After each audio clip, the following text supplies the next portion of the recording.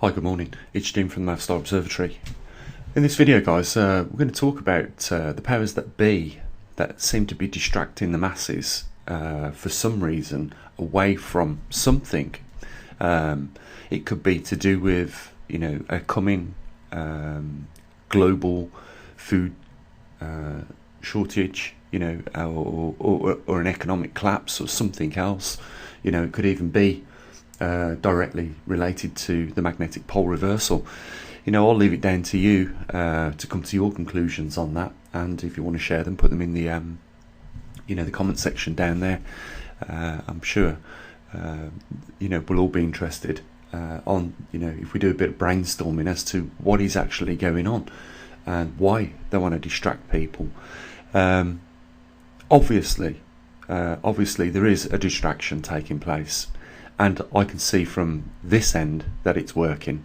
And speaking to other people on YouTube, they've also noticed a reduction of views with their videos. If you just go back over the last series of videos that we've done, you will see a declining. The other thing I've got that shows me this is that when you look at the analytics, you very quickly get 500 views on your video, and if you look at the analytics over the days, where I've done videos, it's like a sawtooth edge.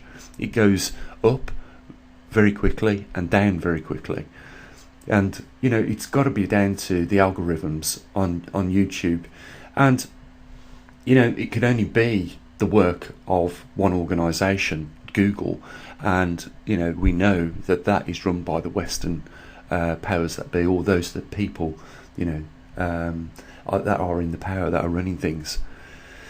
Okay, so I was going to briefly talk yesterday about this video that I'm about to run, but before I do, I just want to point out a few important things to notice as opposed to you just watching the video.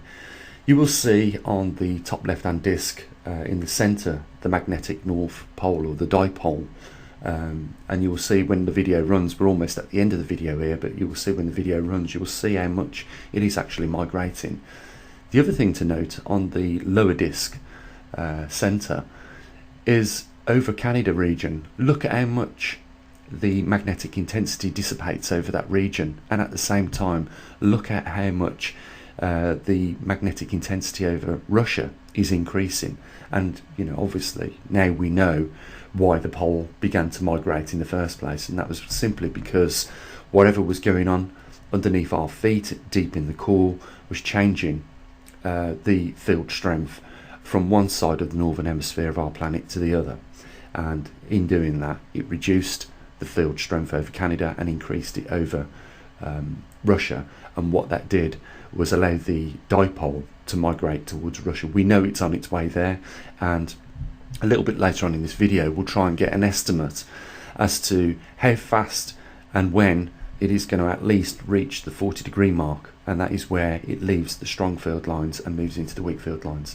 The other thing to note is the darkest blue region on the map, central, or just below the equatorial region of our planet. You can see it is less than 20 microteslas in strength, which is about, 2/3 of the strength that the planet benefits anywhere else. And that's really why we desperately need to get one of our muon detectors there, as well as a magnetometer, to measure that intensity in that region. You can see also here on the center lower disc that the South Pole has left the Antarctic Peninsula, and you can see the direction it's moving towards our magnetometers on the east and west coast of Australia. And what we should be seeing on the magnetometers in the not too distant future is an increase in microteslas as that dipole moves closer towards Australia.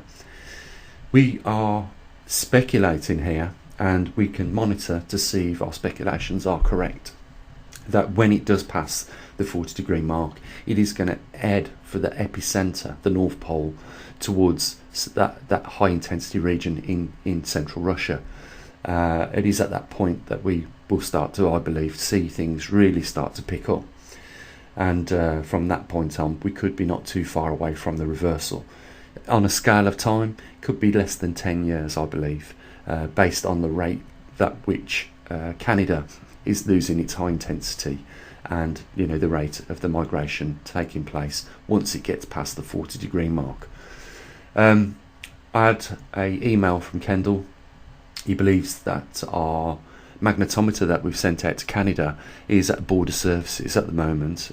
This is one of these unfortunate things that the Canadian Border Service do snatch a certain amount of parcels and open them up, and because they do that, ours is very likely caught up in that service. There's nothing wrong with the package. I mean, it is marked as a magnetometer on the box, but with COVID-19 slowing everything down, it's going to be probably another week or two before it actually arrives with Kendall.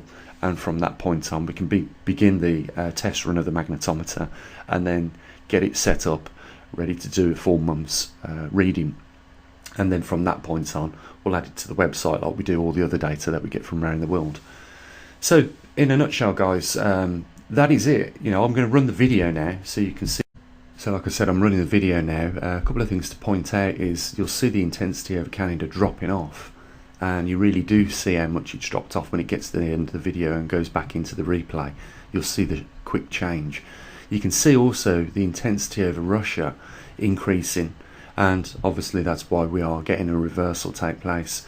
We've for many thousands of years, at least 780,000 years, when it last went for a reversal, this planet, and completed its reversal, the pole remained where it was 100 years ago in Canada, but it has decided now to go for another reversal, or maybe an excursion. We won't know just yet which is which, but nevertheless, that doesn't mean if it is an excursion that it is nothing to worry about, because it certainly is, because these things don't happen overnight, and for any period of time for us to be in a very low magnetic protected environment, is going to have dramatic effects to all biodiversity.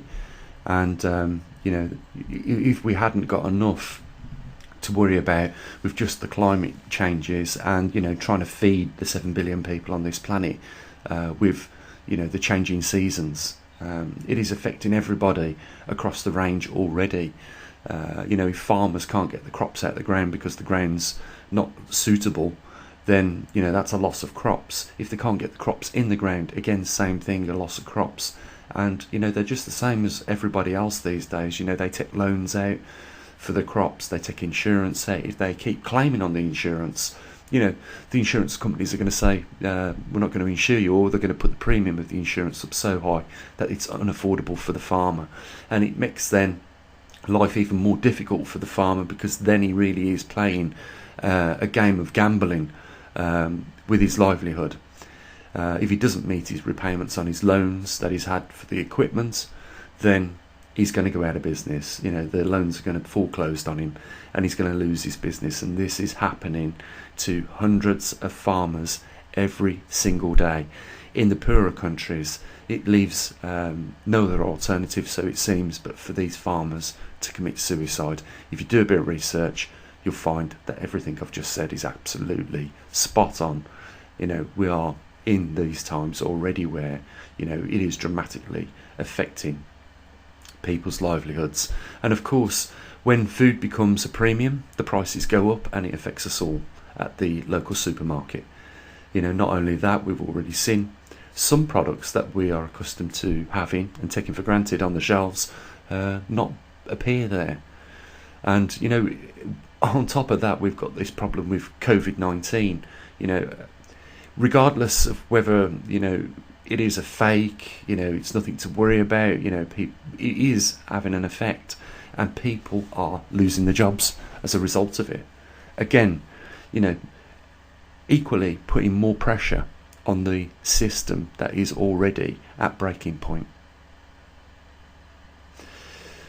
So guys, I'm going to leave the video here, and we'll just mention once that there is a link down there if you want to support our observatory and our efforts. And we really need some support.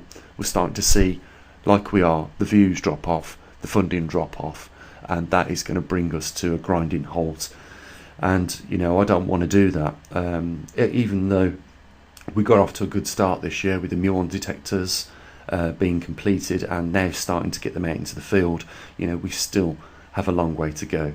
I'm just going to very quickly, before I end this video, actually, no, I think I'll put it in tomorrow's video. What we'll do, we'll have a look at the distance left to 40 degrees, and we'll try and effort the time scale down to the month of when it should arrive at that position alone.